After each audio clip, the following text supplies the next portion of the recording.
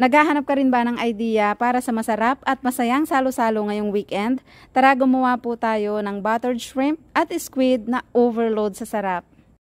Hello ka-umami, nagretiro na nga pala yung ating mic kaya nawala ng sound dito. So meron po tayong mais, maraming bawang, lemon, patatas at green onions. Hihiwain ko lang muna yung ating mais at yung patatas. Ganyan lang kalalaki para naman hindi madurog. Nagpapakulo na ako ng tubig at i-steam po natin ito hanggang sa maluto yung patatas. At yung bawang naman ay i-mince lang natin ng pino. Mas pino, mas masarap at mas marami, mas masarap. Habang niluluto yung mais at patatas ay ihahanda ko na yung table na aming kakainan. Meron akong dahon ng saging na frozen. Frozen po yan dahil nabili ko yan noon na sobrang dami kaya naman inimbak ko para magamit pa. Luto na ang mais at patatas. I-set aside lang po muna natin dahil i-steam naman natin yung hipon at yung squid.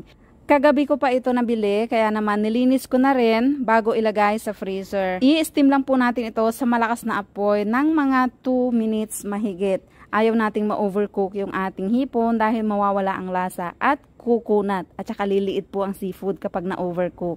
Okay na to kaya naman iset aside ko muna at maggigisa na tayo. Nagpainit ako ng kawali, naglagay ng kaunting oil lang muna at unsalted butter. Dinamihan ko na dahil madami naman yung ating lulutuin. At para hindi naman masunog yung ating butter, isinabay ko na rin yung bawang.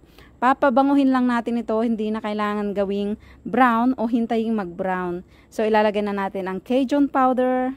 Tansya-tansya lang pero dinamihan ko na dahil gustong-gusto ng aking mga anak yan. Naglagay din ako ng maraming durog na paminta.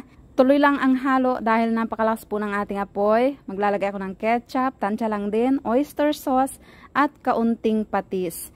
Tinikman ko na at kinulangan ako dyan sa oyster sauce kaya naglagay ulit ako at nagdagdag din ako ng 1 kutsarang asukal. Tansya lang din dahil ayaw naman nating maging matamis yung ating sauce. Pinabango ko pa ng husto at saka tinikman ulit. Noong pasado na sa akin ang lasa, inilagay ko na itong pinaggupitan ko ng green onions at yung ating mais at patatas. Hahaluin ko lang muna ng medyo tinagalan dahil gusto nating manuot yung lasa ng ating sauce sa ating mais at patatas. Pagkatapos ilalagay na natin yung ating luto na seafood. Luto na yan kaya halu-haluin lang natin and then pwede na nating patayin ang apoy. Kung nanonood pa rin po kayo hanggang ngayon, paki-comment naman kung taga saan po kayo para naman ma-shoutout ko kayo sa susunod at para malaman ko kung saan naman makakaabot ang ating video na ito. Maraming salamat po. And shoutout kay Ka-Umami Mary Ann Flores. Nice po, buti nga nalalaman din namin kung ano ang mga pagkain dyan sa Thailand dahil sa inyo. Maraming salamat po at na-appreciate nyo ang aking mga video. So okay na ito kaya naman ihahanda ko na po ang ating boodle fight. Nakapaglagay na rin ng plastic yung aking asawa para daw hindi tumulo yung sauce at nakapagsandok na rin ng kanin.